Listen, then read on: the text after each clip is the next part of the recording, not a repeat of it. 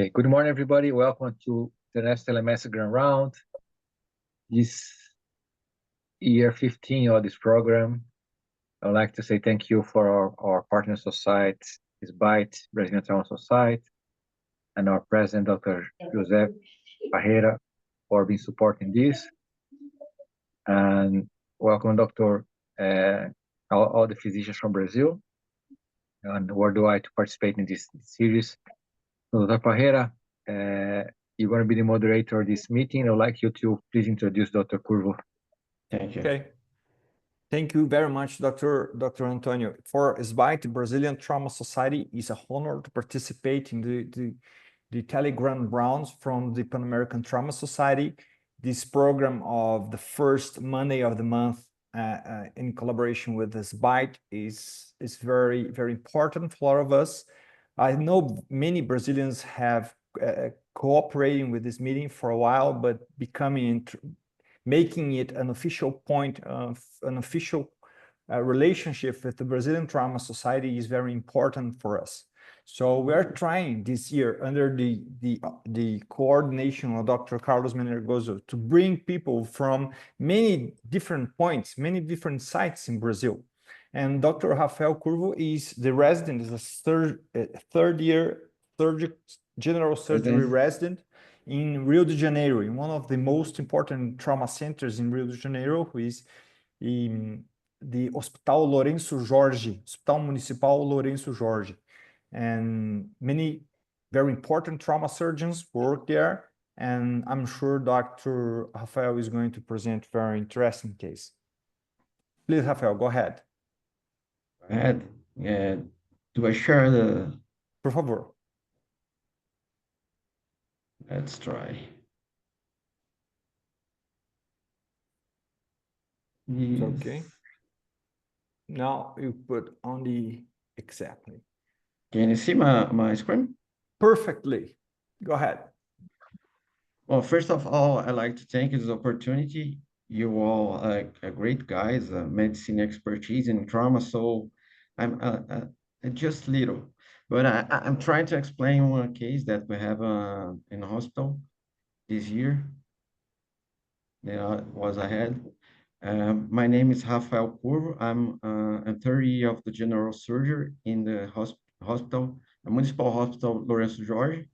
I'd like to thank you the opportunity in this debate, and we're talking about something that's very common for you guys, but for me, I'm just walking now. It's a polytrauma of high kinetic motor out collision. The case, I reported case, it was a 33 years male. The report was an accident in a motorcycle and out collision. The delta was about 40 minutes. The patient come to the hospital. Related wearing a helmet, but did not remember what happened. Was a multiple scoriation of the trunk, back members, and a big laceration of the left foot. Was bring with cervical collar and standard immobilization. At examination, we saw bleeding, important bleeding of the left foot and iliac right spot.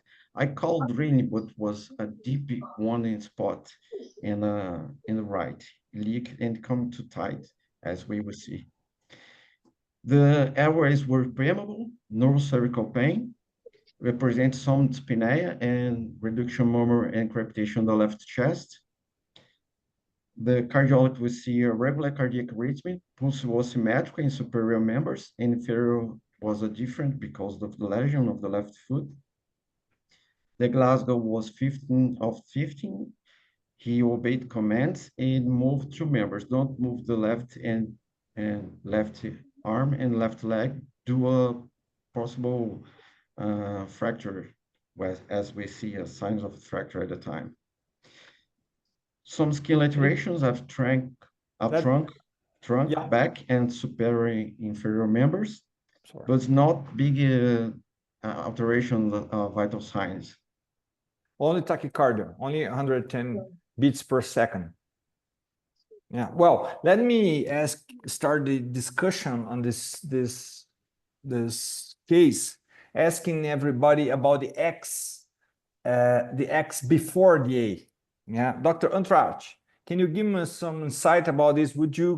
How would you see this kind of proposal of the pre-hospital team of treating exsanguinating wounds before the airway? What do you like? Do you think it's the way to do? Yeah, absolutely. So, and I see that it was a 40-minute transfer from the scene to your trauma center, and then I assume that includes the from the time of injury until arrival in your trauma base. So it's they did a good thing. When you talk about, you said right iliac spot drilling. Is that a tourniquet? Is that what that is?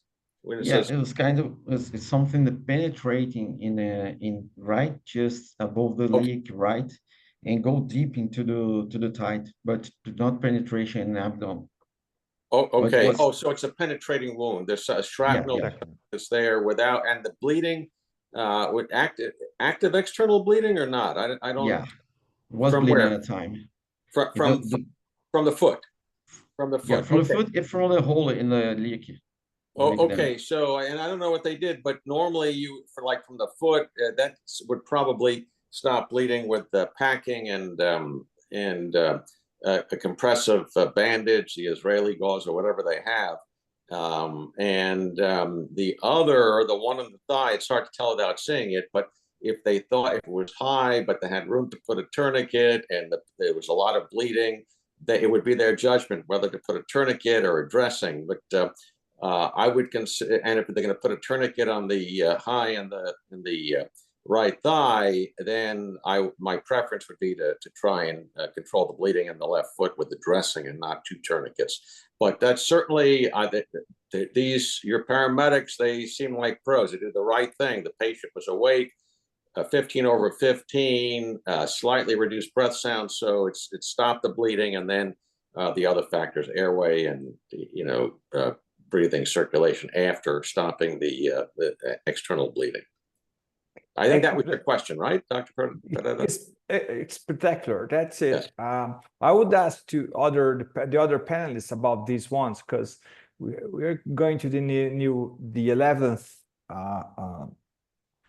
ATLS version, the update, and probably there will be something about this in the next one. So have to be aware and try to discuss the CABC and the XABC. There are different things, you know that. But the second point is about the B, the breathing. He had a 92% saturation. Okay, he has dyspnea. Would you drain this patient on the ER, or would you ask for an X-ray or anything else? I asked Rafael, and they would not have the fast exam. So they had the auscultation and X-rays. Would you drain it, Dr. Untrach, or not? Well, again, it's judgment. So his respiratory rate, I forget what it was, but a little bit hypoxic, a little bit reduced breath sounds. My preference would be to do an EFAST. If you can't do that, you can do a chest X-ray or go by how it sounded to you. He had, he said crepitations on the right side. Like subcutaneous emphysema, probably. Yeah, subcutaneous emphysema, right, exactly. Reduced breath sounds and just go by judgment. In the old days, if I was in a place, some times there are places where you can't even get an X-ray, so you're dependent on your stethoscope. There's no ultrasound, no X-ray. Use the stethoscope, and the choice is, chest tube or no chest tube. I think you would err on the side of a chest tube. In this case, it was a severe accident, but I think that would be reasonable. If you go ahead and do the X-ray if you have it. If it's going to take too long and you're confident clinically, go ahead, put a chest tube in. The worst thing that you can do is put a chest tube in and get nothing out, but that's not so terrible. Thank you. Thank you, Dr. Untrach. Dr. Kassim, would you like to add something? What are your key points in this severe trauma case? Well, the key point is going to be C before C, A, B, C, D. And that is the new ATLS dictum that has been taught at this moment. So I think the wise men and the women have told me that I should do the C before A, B, C, D, E. So I will follow that. And the other thing is when you have an injury in the iliac area, that is an uh, uncompressible injury. In other words, you cannot compress it, getting a tourniquet around it. Now, if you work in a trauma unit where they have compression machine, and that you may have seen it either on the internet or a picture of it, you can go ahead and apply that. But such luxuries are not available in every hospital. So you have to just find a good junior resident and tell him to put a bandage over it and hold his fist there for the time being while you're getting this patient resuscitated. If you have subcutaneous emphysema, and if you have problem with, if you see respiratory problem, it is not a bad idea before you do the chest X-ray and all that, and to at least think about putting a decompression needle, just in case that he has a tension pneumothorax. It doesn't take very long. It is an innocuous procedure. As long as you know how to do it from the mid axillary line. Don't go and do it anteriorly like we were taught when I was a resident, and see if there's a gush of air comes out or not. And then, of course, everybody has ultrasound nowadays, and you should be able to see the slide over the right side in this particular case because he's got subcutaneous emphysema to see if there is any pneumothorax. And also, you may be able to determine hemothorax as well. I think the most important thing in this particular case is one of to stop the bleed. You need to stop the bleed, whichever way you are going to do it. And after that, you can get on with the ATLS protocol, which you have in your hospital. Thank you. Thank you, Dr. Cassim. Any other comment, you can please write in our meeting chat. I'll be glad to read it for the panelists. Dr. Rafael, can you go ahead, please? Proceed. Was the first measures was oxygen, the compression and align of the foot, open fractures. We have a good hemostasis. We did a manual compression of the wound at iliac right, and have a good hemostasis at the time. So the wound exploration, we did a manual wound exploration of this draining point of this one point, and have no abdomen penetration, but it was too extensive. It's about a 30-inch, I think the 10 centimeters going down anterior to iliac bone. So was very deep. And that's one thing that I'd like to discuss after. What is the right way to address this? Yes. Do you think this is a degloving injury? I mean, there is some kind of separation between the fascia and the fat tissue. So it's kind of a degloving injury. Well, this is a good idea to discuss. Because it has some complication after, and it's very interesting because it's not the first time that I see a lesion, a wound like that, and I have some questions about it. Okay, would you like to ask Dr. Untouch, for example, what your main worries about these kind of injuries? Yeah, I think it is when I have someone too deep like that, we should explore just wash as much as we can, because Do you my have a space? How big is the space that the fascia was cleared? was about 10 centimeters. Was 10 centimeters. Oh, it's yeah, not that with a big. 30 is was deep. My fingers do not touch the deep of the wound. Okay. Dr. Untrash, I'd like to comment on this question on Dr. Rafael. He's worried about the progression of this kind of wounds, the degloving wounds. Yeah.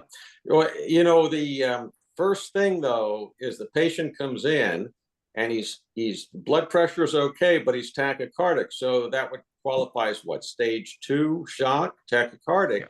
Now, and he's 33, so he's, you know, not old, but he's not a kid. And the first thing to remember is don't get distracted by a dramatic looking wound. So if somebody has, you know, the leg blown up and it's all whatever, you know, if it's bleeding, stop the bleeding. In the groin, get control, make sure it's not bleeding, and don't get distracted by it, because you might have something more life-threatening going on inside. So you've got to, you know, have a look at it, pack it, and if you have bleeding there, have as Dr. Kasim said, a medical student or an intern or a junior resident hold pressure, and then do the rest of the evaluation and then come back to it. Now, assuming there's nothing else, degloving injury, what you worry about is devitalized tissue, loss of skin. So you have to make a judgment as to whether you think the flap is going to survive, and you take care of all the deeper wounds. You know, if there's a vascular injury you need to repair, you take care of that. And you know, if it's damage control and it's vascular injury, put a shunt and pack it open. And then at the earliest opportunity, if you think that the skin and sub-Q flap is going to necrose, then one option is to just harvest the skin as a split thickness or full thickness skin graft, and then use that to cover the wound early on when you've debrided it and it looks like the infection is taken care of. So, and what you don't want to do is to get an opportunistic or invasive yeast infection from, you know, sort of the cascading problem of sort of a mild lethal triad, where you get infections that get out of control. So, you know, it's the antibiotics, all the acute things, and rule out other more life-threatening injuries, deal with those first, and then in the operating room, if the patient is stable, go ahead and do the debridement and packing and whatever you need to do to take care of the degloving wound. And that's without having seen what it looks like. It's just sort of in general terms, but it depends on what you see in this particular case. Would you consider to resect all this area and to store the skin like the plastic surgeons they would recommend? Yeah, that's one option with the military people. This isn't military trauma, but in blast wounds, you know, you have road dirt, grease, everything inside, and basically and you know, assuming the patient is otherwise stable, the first operation is basically excising the wound. So you remove all that dirty tissue, dead tissue, potential nidus infection. This case, it might be that way if there's road dirt in the wound. It's like he slid along the road and, you know, degloved, and you can have, you know, see that might be necessary depending on how bad it looks. But you know, and he'll have lots of good donor tissue, but one option is, if you have the equipment and he's stable and you can take a few minutes, if you're going to resect the flaps, then maybe try to harvest the skin, put it aside, store it for when you can do a definitive closure of the wound. But if you can't do that, you know, depending on the size of the wound, he'll have enough good donor skin if you do need to resect the wound. If it's potentially salvageable, I've just packed it open, wait a day or two, and you know, if it needs to be resected, you'll see it'll be demarcated and cyanotic. It'll be obvious that you need to resect it. Anyway, in this moment, it's not a priority. We agree that, let's see what patient had inside before deciding any other thing. Right. Don't get distracted by something that looks dramatic, but it's not life-threatening at the moment. Good point here. Dr. Collet would like to comment on this, the glowing injuries. How do you do in the Hospital das Clínicas? How do you manage this? I'm not sure Dr. Collet is able to talk, so if it's possible, it's okay. Otherwise, Rafael, can you go ahead? Yes. So we choose for blood samples, EVA line in CT scans and X-rays. The CT scans show us with no contrast at the moment. We had just hemosinus, the chest. We see rib fractures on the left side, 2, 3, 4, 5, 10. Some important subcutaneous emphysema and left pneumothorax. Would you like to show us the thorax, Right. the chest CAT scan? Okay. Yeah.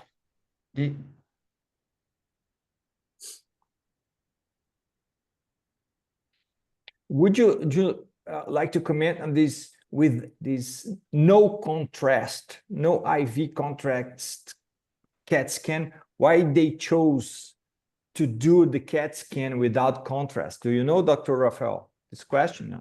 Yes, it's some kind of a restriction because the availability, okay. Yeah, I understand. I do have some of these in Santa Casa in São Paulo.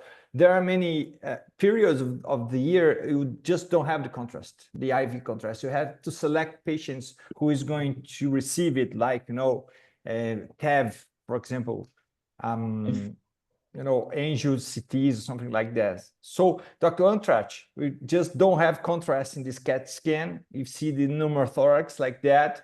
There are many. Would you like to comment on what's the treatment of this pneumothorax? Yeah, well, that's a big pneumothorax. But you said there was on exam sub-Q emphysema on the right. Was I mistaken about? Did I hear that wrong? Yeah, it's on the left. I saw on the left. No. But and the CT, but on the physical, was it on the left also or on the right? Good question. Sorry, the chest. Yeah. Was on the left. Right was okay, but that was okay. Yeah, I didn't rest, and the trace was not so bad as they made. Yeah, okay. So, but anyway, the sub-Q on the left on exam, and he's got he fell on his left side. Good that he's wearing a helmet. So fractures 2, 3, 4, 5. Well, that high rib fractures, and are these posterior or lateral rib fractures? Yeah, but the most of the fractures was anterior. I have two posterior fractures. Yeah, and then he's got a laceration of the spleen and intertrochanteric fracture on the left. So, and then the wound in the foot. So all injuries on the left side. Yeah, the most except for the iliac wound, which is on the right side. But he needs a chest tube. So it's not, if I recall, that there was no shift, there was no tension. So, and then I didn't see the spleen on the CT, how much it's bleeding. A small amount of free fluid in the abdomen, so not bleeding a lot. And so put in a chest tube. It looks like the spleen is an isolated injury in the abdomen, not bleeding very much. That it's not life-threatening at the moment. But and then you see the wound with gas foci because it's the glove. So I think you know what to do on this side in this case. Let me ask you about the thorax tube, the chest tube. There are many people telling that perhaps smaller caliber drains could be used, like 14 French, like pigtail. Would you comment on that? Would you believe in this kind of drainage for pneumothoraxes, or do you prefer the standard 28 French drains? Yeah, well, we were, back in the day, we were more macho, and it's just kind of sign of machismo to get the biggest tube you can put in, and even like 5 to 8 years ago, the teaching was, you want to drain blood, so you want to put in 32 to 38 French, and now the pendulum swung the other way. That when you put in a big tube, if you're good at it, you can put the tube in. Fine, but there's more likelihood in people with less experience to get a subcutaneous tube, not in the chest. And 28 is just as easy, I think, to put in as a 14 French. But 14 French is like a pigtail. But I would be happy with a 28 if they had a 22. I put that. But this is seeing the CT. This is for air, so a pigtail should be good enough. But I would put in the 20s because it's you can get it in quickly. Unlikely to in a heavy person to place it subcutaneously it's not really on in our menu, the 14. I'd like to hear Dr. Kassim about this. Dr. Kassim, could you comment on this idea of using 14 French like tail catheters to drain this traumatic pneumothoraxes? Well, it depends on what you're trying to accomplish. Are you trying to accomplish decompression of the pneumothorax? Are you dealing with a combination of pneumothorax and hemothorax? Sometimes you may not see the hemothorax, which is lurking behind in the posterior segment on a chest X-ray. So I think it is better to go with a chest tube rather than the pigtail in a case like this. And you aim it in such a way that you get drainage from the basal area as well as from the apical area. So go for the fifth intercostal space and aim the tip of the chest tube to be in the apex of the lung area. So you can get both. If there is pneumothorax, it'll get drained from the lower hole in the chest tube, and the pneumothorax will be drained from the upper hole of the chest tube. Great. The other thing is bigger is not better. Good words. Bigger is not better. I'd say that there's a lot of comments on that and about irrigation when we are talking about hemothoraxes. I'm certain that in future cases we're going to discuss this, but I'd like to go ahead in discussion and ask you too about the spleen injury. Would you feel comfortable in treating non-operatively a complex patient like this one with a CT without contrast? That's the point, and that I'd like Dr. Antrach to comment. Yeah, so the spleen, in this case, again, it's not seeing either how the spleen looks on the CT or seeing what the wound looks like, but I would say, and we'll see what Dr. Curvo did. I'm sure the patient went right to the OR, but I would take the patient to the OR and then get fully prepped, including from the mid chest or from clavicles all the way down, including the right thigh and both thighs actually, and the left leg down to the foot.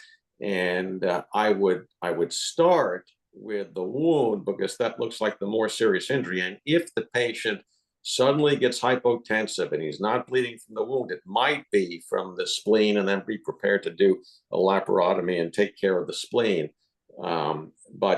So I would know that it's there. If the patient doesn't get hypotensive and there's minimal bleeding, minimal fluid in the pelvis, I would defer for the time being, and then address the larger wounds first, the iliac wound, the foot wound, and the absence of pulses. So you may need to have a vascular person come in, or you yourself evaluate the blood flow to the foot, straighten that out, and then just keep the spleen in the back of your mind in case the patient deteriorates.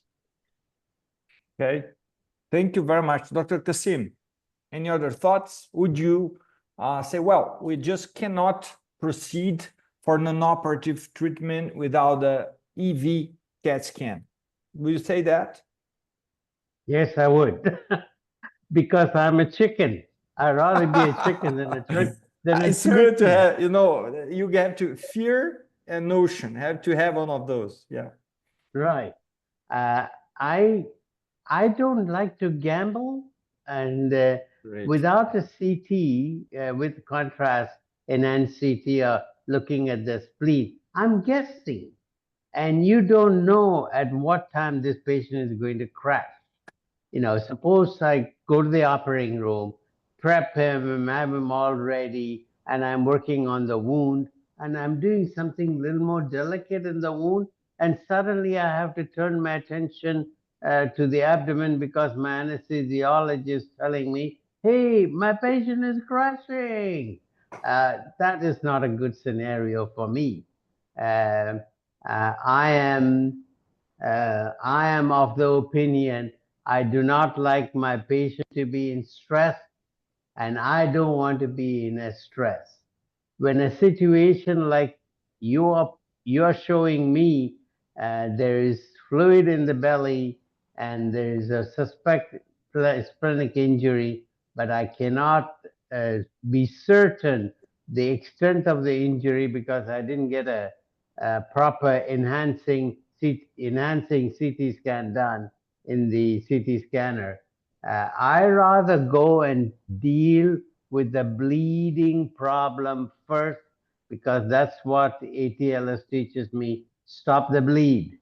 So I rather go and stop it, no matter whether it is small or big, because I really don't know what I'm going to be dealing with, and then attend to the wound in the thigh that at a leisure, and I wouldn't be so stressed. That's what I would do in a case like this. I want to stress uh, the scenario you're giving me warrants my judgment call. That is, go and stop the bleed first, and then take care of the wound. Thank you. Dr. Rafael, can you proceed? Yes, was very, very interesting to listen you guys because you just described what happened is before see what I was presenting, you just described. They had Oh, a crystal ball. yeah, That's it. practically. They had a crystal ball. Or então Liliana gives them the case before. It's not possible. I'm kidding. Yeah. They knew everybody, it's a lot of experience. Is Go a lot of ahead. experience. As we see some rib fractures at first, second, or three ribs, or some spleen injury, we allow to use the contrast to rescan the patients. But before it happens, let's continue here. The abdomen was a spleen injury, as you see, and community fracture of the left femur that collected a lot of blood. This right leg spot, as you can see in abdomen, abrasion with gas focal and subcutaneous cellular tissue in deep muscular pelvis on right. That's one point that we discussed before. The labia ventri was, the hemoglobin was 13. So was, till now was good enough. So we think that was conservative in some way. But 1 minute. CT scan, but the patient, once the patients return to the ER after the CT scan, it shows some stability, really. And the heart rate becomes to 130 and blood pressure 87 by 50. Worsen the dyspnea and start to lower in the Glasgow. We did a gasometry that's showing ABGs, ABGs, like ABGs. a very important decay of the HBGs, 13 to 9. We decided to drain the pneumothorax, as is discussed, with a 32 French tube. 32 French drain. Yeah, it was a big Okay. guy, so was not hard to use this one. Okay. And searching for bleeding source, we look a moderate expanding hematoma and a draining area going to the right side. And you really, really, really spending hematoma in the left side in the communicative fracture femur. So we got perhaps three sources for bleeding. We have four. Sorry, four. We have Spleen, a possible drilling, a and femur, the gloving injury in the drilling, and the femur fracture, and the foot and the gloving injury in the foot. Okay. Well, and what do you do? Just we're going to go to the final part of the meeting. So can you discuss what your ideas was? Can you go ahead, Rafael? So we discussed orthopedics, and we decided to after some stabilization, you take the patient to. So we repeated the second CAT scan. We repeated the CAT scan. Okay. Yeah. To see if the injury, the spleen injury, was really the problem or not. I understood that. Okay. Perfect. So we decided rescan with contrast, and that was the result. Also, we have a pneumothorax drain. Okay, the drain is okay. The was fine. It's the arterial phase. Not much blood, but the splenic injury is there. Yeah, but we have a really decay of the age. So once we control, we think that we control the gloving area in the foot. The femur was discussing to orthopedics, and it was decided to a conservative. They didn't operate the femur fracture. No. What was their explanation? They tell us that if they trying to operate anything in the femur at the time, it was very catastrophic. The bleeding was uncontrolled with no vascular. Probably they decide to use wait for you to control the other injuries first, probably. Yes. Okay, so go ahead. So we take the patient to the operation room. We did the wound exploration and debridement of the gloving area, but we did not explore too much, né? Just enough to control any kind of the bleeding at site. Did you resect that area, that flap, or not? Just washed. Just wash and did a very incision, but not at complete the length of the wound, just enough to see any kind of the bleeding, not to see to where the wound's going. We did a laparotomy exploration. We decided for the laparotomy because it was very important, the key of the myoglobin. And we observed a hemoperitoneum in an important spleen injury. It was fractured the half. Some important vessels injured there. So at the time we decided for splenectomy. The ortho treatment was stability of the left foot and bleeding control. They did a just really remember good where was the injury in the feet? Was in the ankle, or it was in the feet, and what they do? Because it was a open fracture, wasn't it?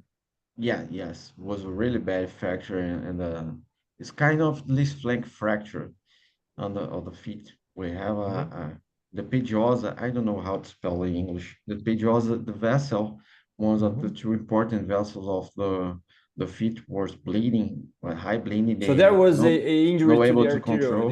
Okay. Delegate the vessel. Okay. One of the vessels, the pediosa, was injured, and they had to ligate it together with the open fracture. So we had the open fracture and the arterial injury. It makes like a Gustilo C fracture, open fracture, probably, yeah. Okay. So at the time, antibiotics and tetanus shot, and well, we had perhaps more 10 minutes. Would like to comment, Dr. Utrach? Yeah, so the first thing, I'm sure Dr. Kasim is thinking the same thing. You were if I understand the scenario correctly, and my picture of it, I'm sure is not exactly what you observed, but the way it sounds, you're taking the patient back to the trauma bay after the non-contrast CT, and he became very tachycardic and hypotensive. So, Yes. and then in the slides, it says you took him back to CT to repeat it with contrast. So I'm probably that's not the way it happened, because you wouldn't have done that. So that likely you would have given him some blood, and you wouldn't have taken him back to CT, but would have made a judgment. You wouldn't have taken him back to CT if he had a pulse in the 130s and the systolic blood pressure in the 80s. You just wouldn't have done that. So you must have done something in between to stabilize his status. And I agree with the orthopedist. You can't operate on the fracture of the femur, but what in this case, what we would have done in the trauma bay is a traction splint, or you can put skeletal traction, depending on what you can do more quickly, what you have there. Put a Steinman pin through the tibial tubercle, and then attach some sandbags to it and stretch out the fraction. Would you put the pin for the traction? Would I put a pin? Well, he's got open wounds, whatever. It's a bad open injury in the ankle. In the ankle, right. So this is not near the ankle wound, but my first choice, based on the equipment we have, would be to put a traction splint, or you can put skin traction. If you don't want to drill through and I'm sympathetic to that, but you can put 6-inch tape along the thigh and attach to sandbags, or just put a traction splint, pull it straight, and that'll help with the bleeding into the thigh. And also, when you took him back to CT, I'm a little surprised. Maybe you did this, but I would have scanned down to the pelvis to see if he had an arterial disruption, see exactly what you're dealing with. Is a retroperitoneal hematoma? Is it just the spleen? And if it's a retroperitoneal hematoma and it's arterial, then that's something you can deal with. You can either take them to angio if it requires a coil, or a stent. If you have interventional radiology, you probably have that at your hospital, something that you can take care of, through a puncture site away from where all the wounds are, so you don't contaminate the stent. But in this case, I think there are too many unknown variables. Was the bleeding just in the thigh? Was it big retroperitoneal hematoma, or just from the spleen? And the spleen didn't look that bad on the contrast that you did. So would you try? Let me put a scenario that is completely different from the case. Okay, if the patient was stable, would you operate him, or after seeing the enhanced scan? I have to look again, but I didn't see, was there a blush or no blush? If there was a blush and the patient were stable, and then and there was no blush, then I would, I think even Dr. Kasim in that case would feel comfortable just taking care of the more, reduce the fracture in the left femur, take care of the wound in the left foot, address any vascular compromise down the left leg, because I think you said there were no pulses there, reduced pulses, so be sure that that's okay. So you don't have to deal with a worsening pre or reperfusion injury. So you have, right, you have more, you don't have to worry about stopping, active bleeding. You can go to the next step and then keep in mind the spleen, see how it's doing. And if there is a blush, or if he starts to bleed but he's not hypotensive, you have interventional radiology expertise, you can go ahead and stop it that way, with the coil. Yeah. Well, Dr. Kasim, your comments, your key advice for our younger surgeons. I would not have taken the patient back to the operating, to the CT scanner. No, I think it is unnecessary because as a physician, I should have some knowledge of what the situation is in a case like this. We're talking about this particular case where things were not available initially, then became available later on. The patient is hypotensive, tachycardic. I don't want to tempt my fate and fate of the patient into doing something that I regret. I think I would make a clinical judgment. Okay, there is something bleeding here, and what I can see in the iliac area, it's okay. The femur, I know the femur will bleed, and I should put a buckstraction to reduce it, hoping that will stop it, because very rarely you will operate on femur fractures unless there is disruption of the femoral artery, which is bleeding. And that is not the case in this particular patient because he's already been in the trauma bay for several hours. So I have to assume that I need to stop the bleed in the abdomen because I cannot see that and evaluate that. So I would very quickly open the patient up and take care of the problem there and then I feel comfortable addressing all the other things that I need to address. That's the way that I would have managed this patient. This is good advice. That is good advice. I agree with you. Dr. Rafael, can you proceed? How did the patient do? I guess I agree with you, gentlemen, too. But, sometimes, the situation is, we here as panelists, we are discussing on some kind of information that is given to us. And of course, these comments, Dr. Ontrach has seen my comments too.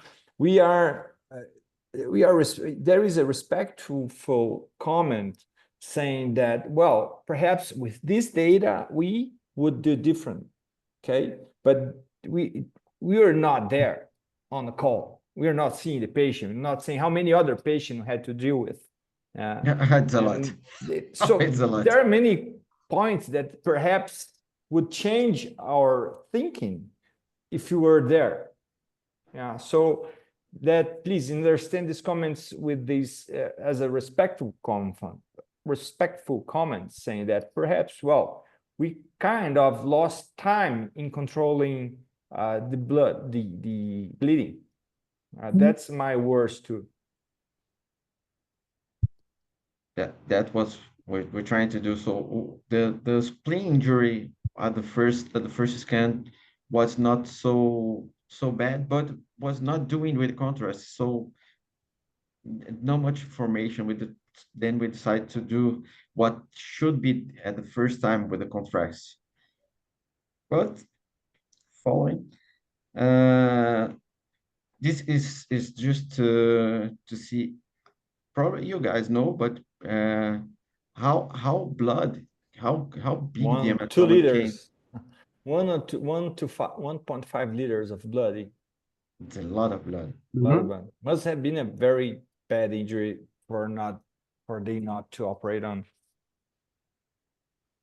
And if the ankle, do you have a picture of the ankle fracture or not? No, not at the moment. Not after the orthopedics. Okay. So let's go ahead. We have 10 minutes or less. So unfortunately, we have some good and bad evolutions of the patient. After some days showing necrotritis and soft tissue infection in the left foot, showing the worst scenario that was infrapatellar amputation of the left foot.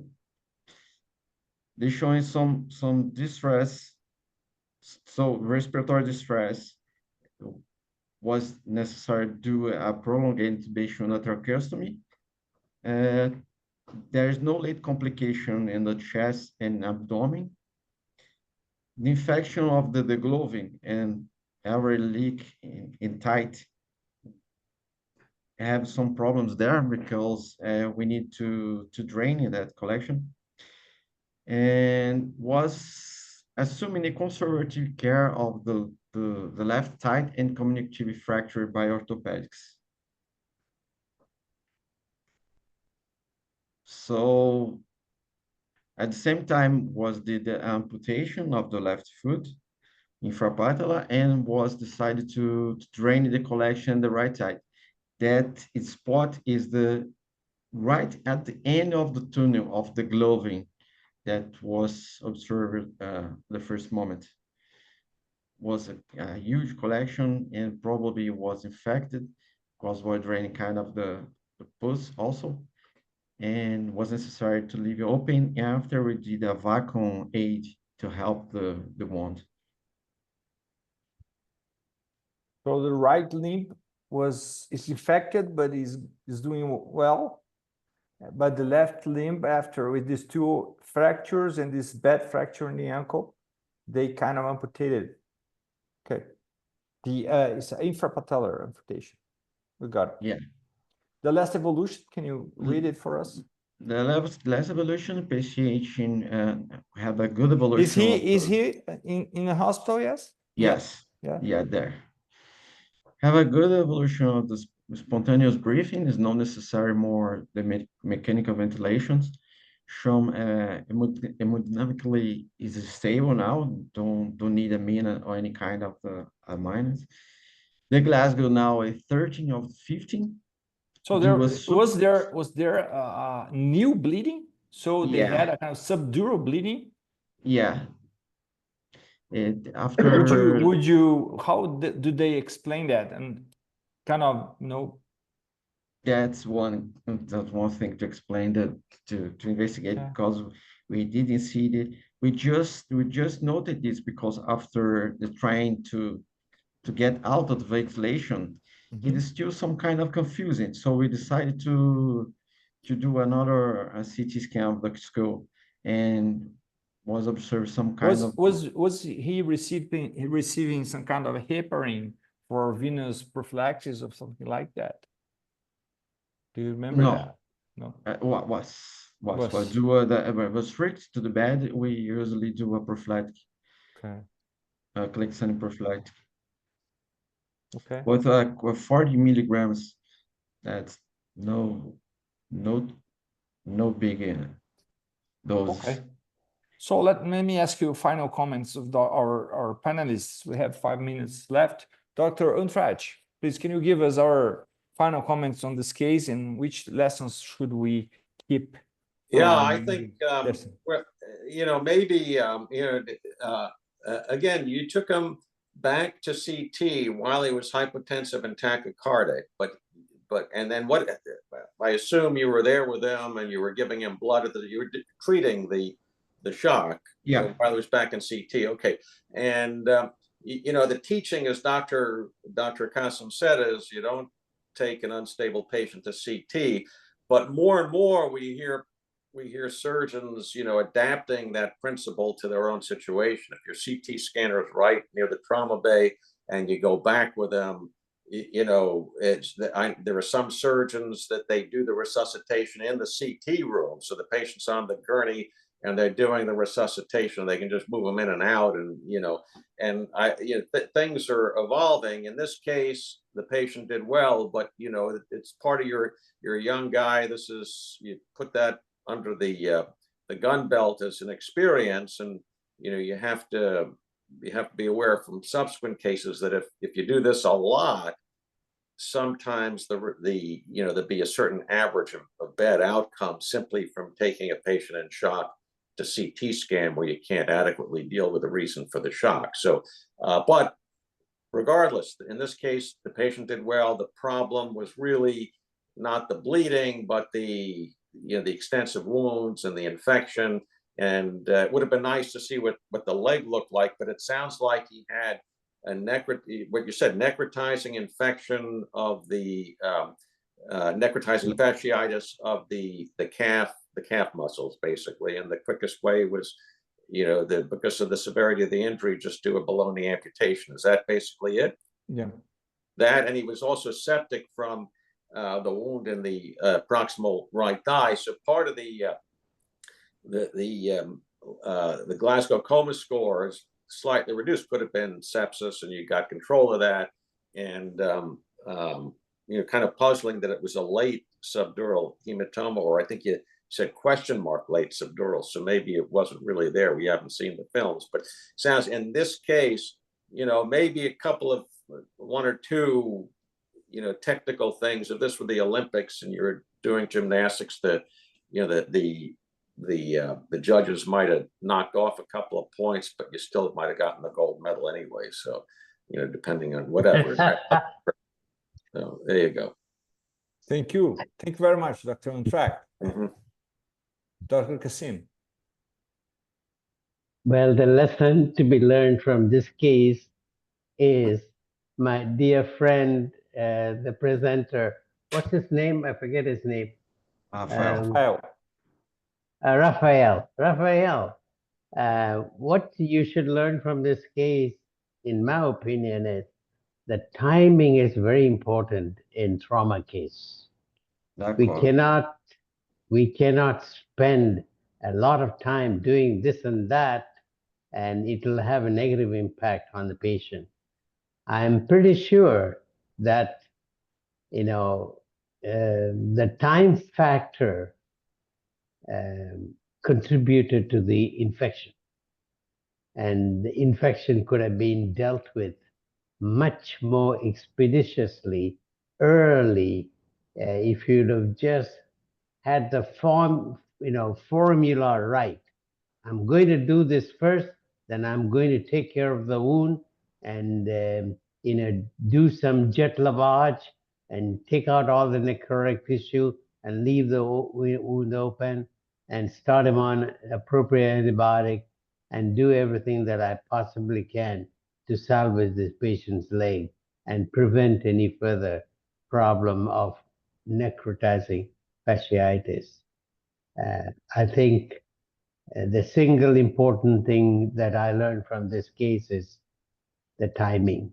The time, you took too long to get to the actual problem. And I also think that the subdural bleeding is not from anything that you did. I think it was pre-existing from the trauma, and it manifests itself a little late. But like Dr. Untrack says, you save the patient's life. That's what matters the most. Minus one limb, for the want of a limb, life should not be lost, and you save the patient's life, which is commendable. Thank you. Thank you, Dr. Kassim. Dr. Martos, any other comment? Final comments? Dr. Rafael, final comments? I'd like to thank you guys for opportunity. I think that the time is valuable. Sometimes we cannot control all the stages, but I agree with you, gentlemen. Whoa. Looking good. Well, thank you all for attending the meeting. For me, it was again another very important one. I learned a lot from you guys, and I encourage every single resident here in the room to present your cases, of course. And sometimes we have to hear some tough comments, but this is learning. That's not a way to learn. Okay, thank you very much for that. Dr. Untrack, Dr. Kassim, Dr. Martos, everything else. Thank you. Have a great day. Have a great day too. Yes. Rafael, thank you. Obrigado, Rafael. Thank you very much, sir. Obrigado. Yeah. Obrigado. Obrigado.